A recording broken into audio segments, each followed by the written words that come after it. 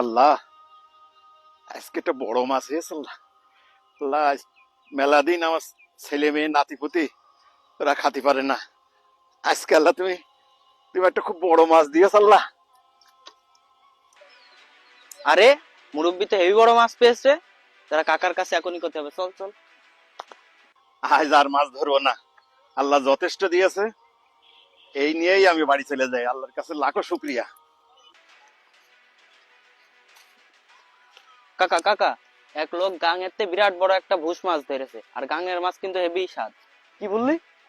চল মাছটা কেড়ে নিতে হবে। এই মুরব্বি, আরে তুই তো অনেক বড় মাছ পাইছিস দেখছি। এই বড় মাছটা আমরা নিয়ে যাবো, আর এই ছোট মাছ সব তোর। বাবা, এই বড় মাছটা তোমরা নিও না। আমি বহুদিন আমার ছেলে মেয়ে নিয়ে নাতি নাতি নিয়ে বড় মাছ খাইনি।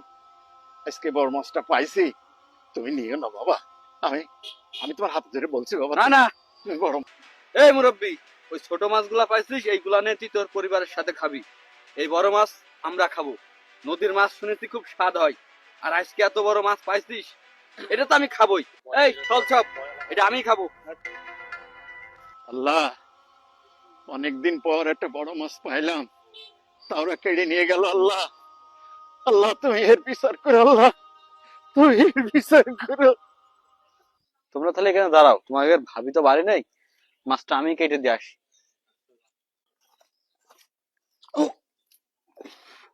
আরে মাছ কাটতেছি তো হাতে কেটে গেলাম, তাড়াতাড়ি ডাক্তারের কাছে যাই। ডাক্তার সাহেব, আমার হাত কেটে গেছে, একটু দেখেন। ভাই সব কমপ্লিট, আপনি 3 দিন পরে আমার কাছে এসে দেখা করে দেন, ঠিক আছে? যান। তারা কত বড় বদ, ট্রিটমেন্ট করলাম, তার টাকাও দিয়ে গেল না, বইলেও গেল না। ভাই হাতের টাটা নেই জিলকানিতে, আমি তো হাতে কিছু করতে পারছি না ভাই, কি করা যায় দেখেন। আপনার হাতের তো খুব খারাপ অবস্থা, আপনার হাতে যে অবস্থা, এটা কবজি পর্যন্ত কেটে ফেলা লাগবে ভাই। কি বলছেন ভাই? আমার হাত কবজিতে কেটে ফেলতে হবে? আপনার যত টাকা লাগে আপনি চিকিৎসা করেন ভাই, টাকা চিন্তা করেন না, আমি আপনার সব টাকা দিয়ে দেবো। আপনি আমার হাত ভালো করে চিকিৎসা করেন ভাই। আরে এমন তো জীবনও হয়নি, হাতটা দিন দিন পয়সাই যাচ্ছে, এর কারণটা কি? ভাই আমি তো জীবনে অনেক রোগী দেখেছি ভাই, কিন্তু এরম রোগী তো কোনোদিন দেখিনি। আপনার যে হাতের অবস্থা ভাই, এর কোনো চিকিৎসা নেই ভাই, এ হাত কেটে ফেলতে হবে ভাই, বুঝতে পেরেছেন? ওই মুরব্বির আমি মাছটা কেড়ে নিলাম, ওই অভিশাপের কারণে আমার হাতের এই অবস্থা। আমার ওনার কাছে যেতে হবে আজকে। দাদা, আজকে আমি ছোট মাছ দিয়ে ভাত খাবো না। বৃষ্টি, আজকে তুই এই ছোট মাছ দিয়েই খা। বেশ কয়েকদিন বড় মাছ পাইনি, সেদিন একটা পাইছিলাম। সেই মাছটা ওই বদমাশিটা কেটে দিয়েছে ভাই। কাকা, কাকা একটু এদিকে আসেন কাকা। কি গো তুমি? হ্যাঁ বাবা, তোমার হাতের এই অবস্থা কেন? কাকা, আপনার কাছ থেকে সেদিন ওই মাছটা নিয়ে যে কুটছে, আমার হাত অল্প কেটে গেল, সেখান থেকে হাত পচতে হচ্ছে আমার পুরো হাতটা আজকে নষ্ট হয়ে যাচ্ছে কাকা। কাকা আপনি কি এমন করেছেন কাকা যে আমার এই অবস্থা কাকা?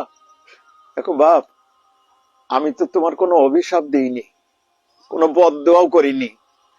আমি শুধু আল্লাহর কাছে বলেছিলাম, আল্লাহ ওরা ওদের ক্ষমতা দিয়ে আমার কাছ থেকে মাছটা কেড়ে নিয়ে গিয়েছে। আল্লাহ তুমি তোমার কুদরতি ক্ষমতা দিয়ে এর বিচার করো। আল্লাহ এর বিচার করো। কাকা আমি আসলে ওই দিন খুব বড় অন্যায় করিলাম কাকা। এই নিন কাকা, এই টাকাটা রাখেন, আর আপনি আমার ক্ষমা করে দেন কাকা। ঠিক আছে বাপ, আমি তোমার ক্ষমা করে দিলাম। আমি আল্লাহর কাছে বলি, আল্লাহ আল্লাহ তুমি ওর ক্ষমা করে দাও। আল্লাহ তুমি ওর ক্ষমা করে দাও। আমরা অনেকেই জেনে না জেনে মানুষের হক নষ্ট করি। এটা মনে রাখবেন, মানুষের হক খুব খারাপ জিনিস, যেটা করলে আল্লাহ তাআলা নারাজ হয়ে যায়। মানুষকে সচেতন করার জন্য ভিডিওটি সকলেই বেশি বেশি শেয়ার করবেন।